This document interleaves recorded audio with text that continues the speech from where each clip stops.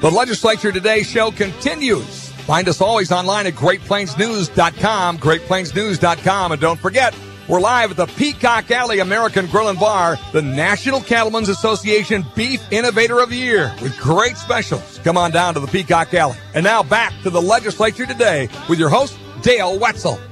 This is Dale Wetzel. This is the Legislature Today radio program. We're coming to you from the Peacock Alley American Bar and Grill in downtown Bismarck, North Dakota. We're here with Mr. Robbie Thompson, the president of the Credit Union Association of the Dakotas. And on the telephone, we have Mr. Greg McKee. He's the director of the Quentin Burdick Center for Cooperatives and associate professor in the Department of Agribusiness and Applied Economics at North Dakota State University. Welcome, Mr. McKee. Good evening, Dale. Thanks for having me on the show. No problem. First of all, Mr. McKee, tell us who Quentin Burdick is or was. Right. Quentin Burdick was the senior senator from North Dakota in the United States Senate for, about 50 years of service.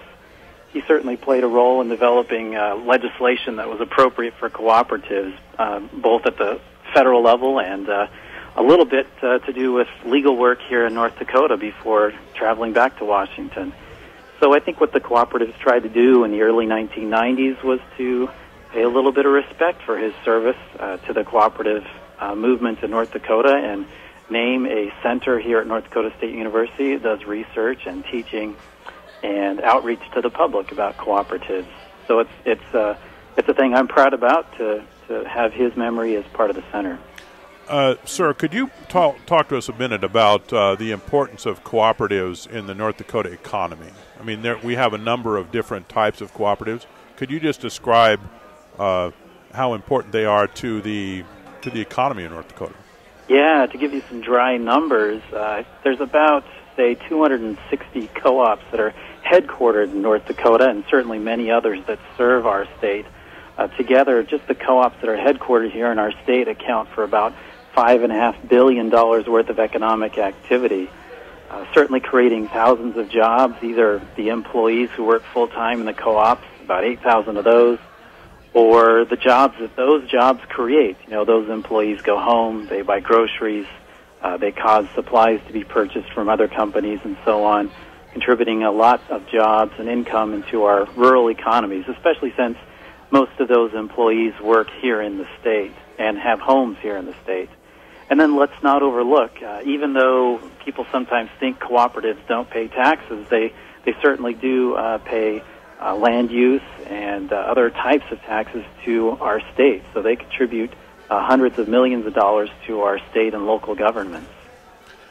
Is North Dakota, sir, more likely to have cooperative business structures than elsewhere in the nation? And if so, why is that? Yeah, that seems to be so. If you look at our neighboring states, Minnesota and Wisconsin, we tend to have more cooperatives than most other parts of the United States. And I'll give you a few reasons for that. Mr. Beal actually earlier discussed, the importance of electricity and also telephone cooperatives here in our state. And the reason is that, one reason we start cooperatives is because another company or another type of business structure doesn't find it financially viable to run a business in our part of the United States. Perhaps there's not enough customers per geographic area, or people are looking for access to a market that they can't otherwise get because it hasn't arrived here yet. So especially in the early part of the 20th century, a lot of co-ops started for that. But some of those same circumstances exist today like they would anywhere else in the United States. I think we have something of a habit now in our state of developing cooperatives. So when a grocery store closes because its owner retires or some other event happens, people naturally think, can we approach a business model ourselves to include this service in our community? So you see the food co-ops, like you mentioned, in Bismarck and Fargo trying to get started, other grocery stores across the state. And on top of that, you're developing a cadre of citizens who are getting leadership experience in a business that helps their community benefit just as well.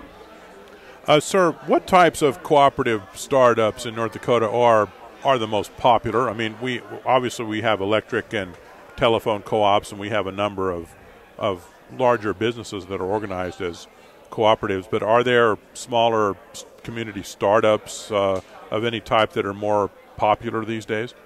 Yeah, the ones I hear most often are the food-type co-ops, like you've mentioned. Certainly as the oil patch is growing in our state, the question has come up of whether housing co-ops could be a viable model, and I think that's something people are still looking into. And then, of course, there are, again, associated with the growth of employment in the northwest part of our state, the question of daycare cooperatives. You know, should parents or other groups get together to provide child care for children so parents can go work? What are the advantages and disadvantages, sir, of the cooperative business structure as compared to, say, a corporation or a limited liability company? Right. So I think a cooperative answers kind of a feeling that most people have in their minds about what to do in society, and that is to have a successful business of some kind, but at the same time to achieve some kind of social goal. You know, when cooperatives were first developed in England in the 1800s, they developed with the ideas of education and providing support to families that were going to pay cash for their goods and so forth. I think everybody wants to increase their standard of living, wants to obtain a service that they see everybody else having at good quality. And with that, coupled with, again, the idea of keeping the laws of supply and demand and making a business go well, that's a real strength for the cooperative business model. In terms of weakness, I would agree with a few of the comments from Mr. Beal, and that is, sometimes it can be a little more challenging to, number one, get enough equity together to enter certain kinds of marketplaces. Perhaps you need a really large capital investment in order to begin producing something. And it is quite a challenge to learn how to get a group of people together to begin to make decisions about a business. If a person's starting a cooperative, chances are they've never done that before. So learning how to come to an agreement with, at least a small group of people about what the vision for the business should be and how to structure a business and how to hire a manager and attract the capital that you need. Those are all challenging skills, and those can take years to develop. I wanted to direct a question to Mr. Thompson at this point. Mr. Robbie Thompson, the president of the Credit Union Association of the Dakotas. Mr. Thompson, how is capital formation a concern of credit unions, which are cooperatives, and how does the credit unions as institutions deal with raising capital? Well, Dale, that certainly is a challenge for a number of credit unions in terms of how they get capital. First of all, there's not many credit unions starting. In fact, I think last year in the United States there were 3 credit unions total that started. So from a capital formation at the beginning time of the structure of the organization, there's not many that are starting in the first place. But in terms of continuing as an operation, right now the only way that a credit union can get capital, so the only way that it can actually build its net worth, is through retained earnings. So it has to make money, it has to make some profit. Most of the profits get returned back to the members in the form of lower fees and better rates, but they do have to take some capital in, and that's the only way that they can do that. And in our tight interest rate margin environment with expenses increasing, it gets harder and harder to generate that return on investment or that return on assets or profit and put that into retained earnings. So as a result, it's the challenge is to grow capital. We have been looking at some ways to get alternative or supplemental capital, which a number of co-ops have, and I'm sure that Greg could talk about some of the other forms of capital structures that are available for cooperatives in North Dakota and the United States. We currently have a bill in U.S. Congress to try to increase our ability to raise capital from our members through supplemental or alternative type of capital structures, some investment structures from our individual members. But there are a lot of credit unions that they can't grow because they can't earn enough today. They're strong, they're secure, they're well-financed, they're well-insured, but they just don't have enough money to make the investments in the growth of the organization because the only way that they can grow is through that retained earnings. Mr. McKee, how do cooperatives raise capital, and how many methods are there for cooperatives to raise capital? Yeah, there are a handful. Some of the traditional ones are ones that Robbie and Mr. Beal have mentioned. The idea of making sure the business is, doing adequate volume of business to obtain a profit, and then keeping some fraction of that on the books.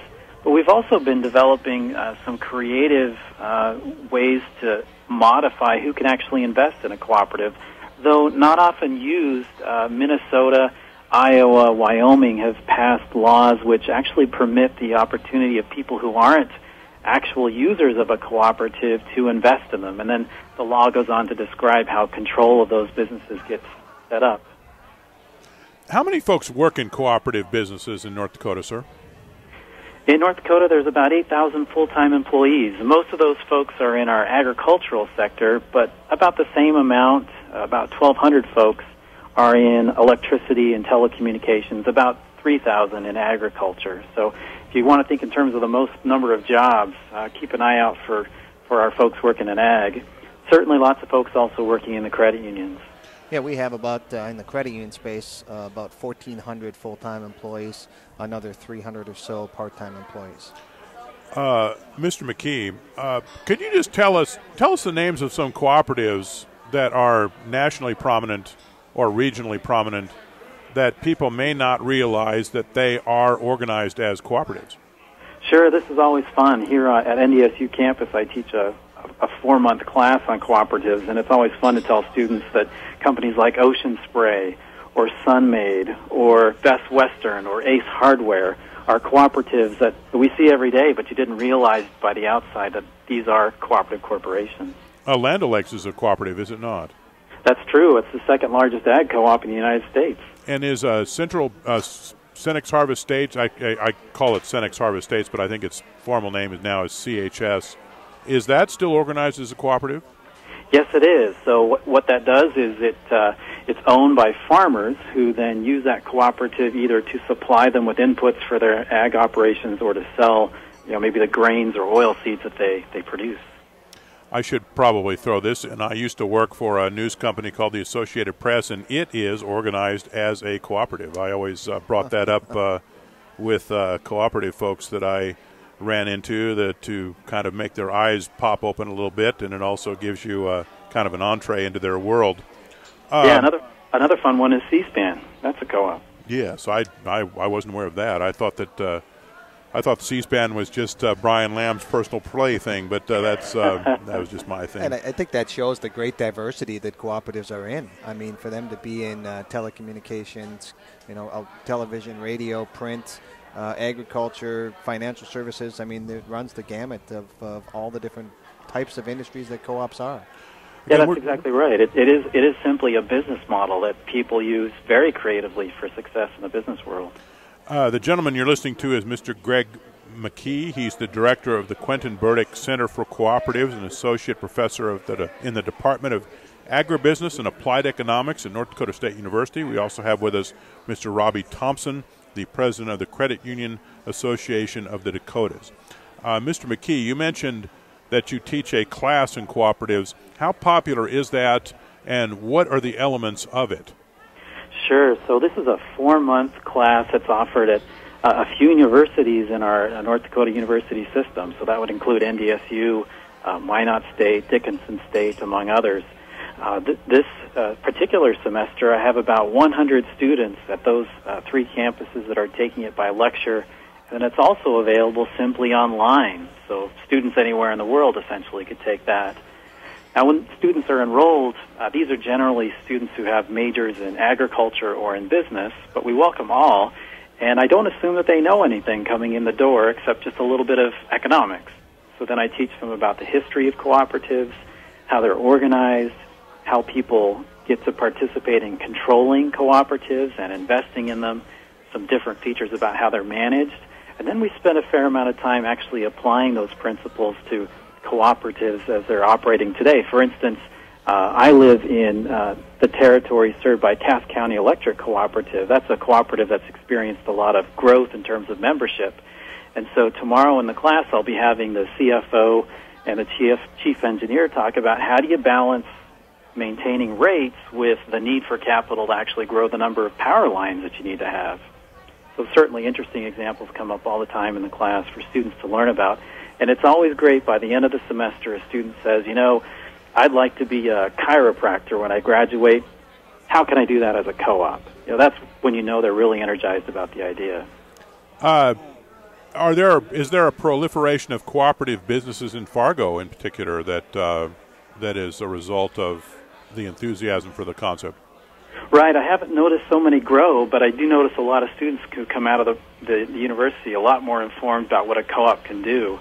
And I see these students pop up in jobs in cooperatives over time.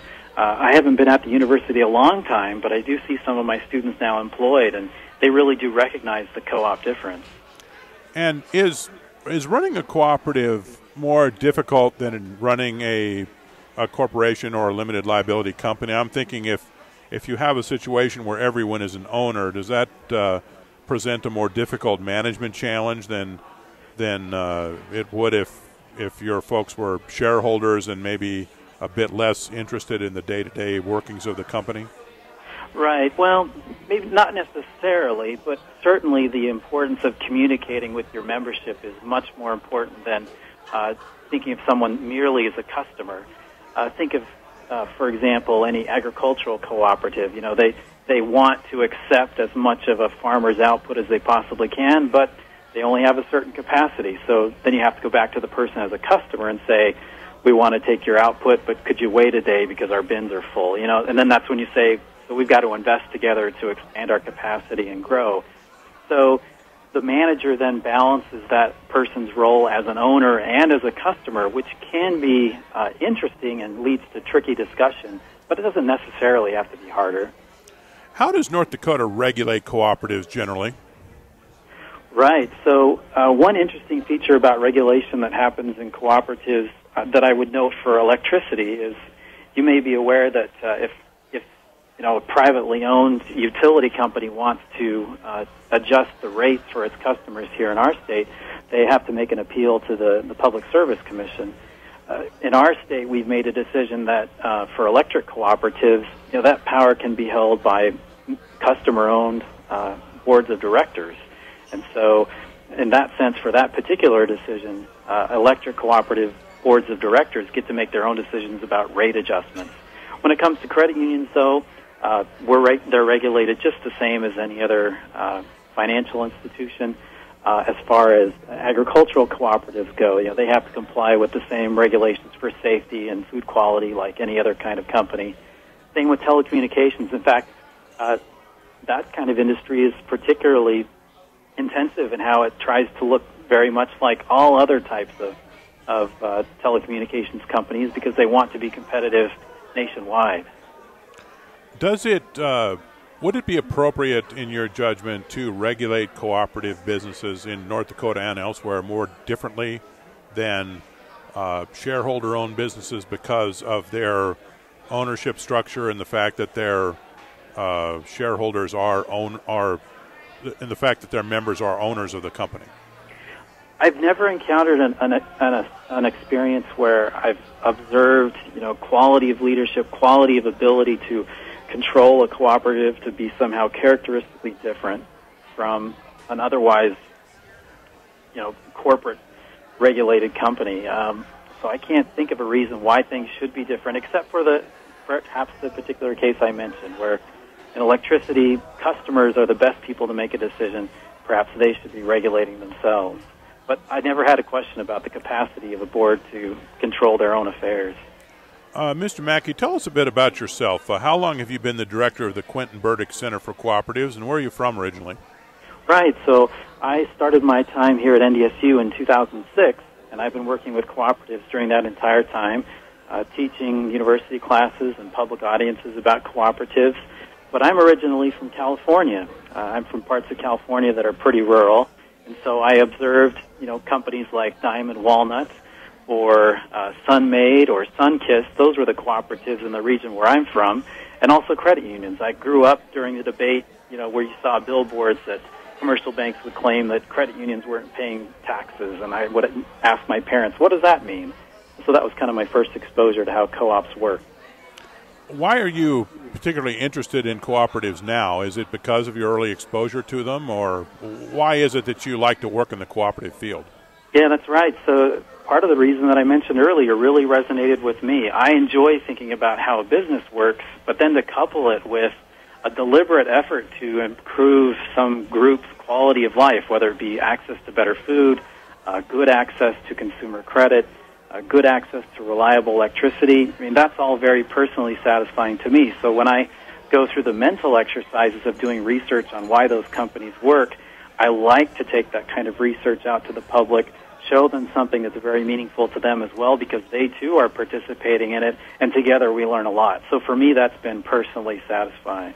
Is there a particular type of business, sir, where a cooperative structure may be advantageous, and also is there a type of business where a cooperative structure would be, frankly, more difficult than say a corporation or a limited liability company? Right. The best kind of situation to have a cooperative is where the market really isn't otherwise going to serve the group or the good or service that's necessary in the area. So the real good classic examples are the ag co-ops and the electrical co-ops that were started early. But even today, like I mentioned, the daycare co-ops that could be developing up in the northern part of our state. You know, if there's no other way right now to provide those services, perhaps the laws of supply and demand will still allow a group of parents to get together to provide those services with each other. So a situation where they wouldn't work out too well is where the market already is, in a very competitive way, providing those goods and services. So, for instance, perhaps we want to start a specialized kind of grocery store here in Fargo. It's important that there's a niche, a particular type of food that's not being provided by other stores that we should be doing here. Otherwise, you have to compete, in the very same market as more established businesses. And how do you start a cooperative? I mean, if you were going to start a cooperative right now, how would you go about it? Is there an optimal or best practice way of doing this? Yeah, there's some some important steps you got to take. The first thing you got to do is you have to make sure there's an economic question to be solved. What is the good or service that we think we need right now, and why isn't it being provided at this point? And if you can get a group together who thinks that same question is very important, together you contribute a few dollars to actually go through the trouble to do homework about the market, and you learn about supply and demand for that particular question. If you still think that's a viable question, then you have to start convincing more people. You have to convince banks. You have to convince the property owner, perhaps. And together you decide, let's make this business work. You put down specific plans for how you'll make decisions, how policies will get made, where you're going to do your business at, the kinds of products you'll provide. And then you begin to hire employees. You get the proper legal framework to operate your business with the state. You open your doors, and if you have adequate capital and adequate business, you'll be able to grow your business over time. So that's an overall simplified way to do it. But that process, like I say, can take a couple of years. How difficult is it for cooperatives to get financing other than raising equity from members? How difficult is it for them to get loans, for example? Right. So any cooperative would have to be able to demonstrate, its ability to repay the loan, just like any other kind of corporation. So if a cooperative were to approach a bank and say, we're not able to make a profit each year, we're not sure we can repay, that bank will still have to operate within the laws of supply and demand and say, we can't, in good faith, loan you this money. Even if the bank itself is a cooperative, it's still trying to serve its members, it's still trying to operate properly. So if a cooperative, still obeying the laws of supply and demand, can generate income that it can use to repay a loan, then it should qualify for credit just like any other type of corporation. What is the essence of a cooperative, sir? The essence of a cooperative really is that appeal to serving a customer in terms of delivering the benefits that the customers want, and also to let them own it and control it. Thank you for your time, sir. We've been speaking to Mr. Greg McKee. He is the director of the Quentin Burdick Center for Cooperatives and an associate professor in the Department of Agribusiness and Applied Economics at North Dakota State University. We've also had with us Mr. Robbie Thompson, the president of the Credit Union Association of the Dakotas. Credit unions are financial cooperatives. Earlier we were speaking to Mr. Mike Bell, the president of the National Cooperative Business Association in Washington, D.C. We will be back tomorrow night with another edition of the Legislature Today. This is Dale Wetzel, and good evening.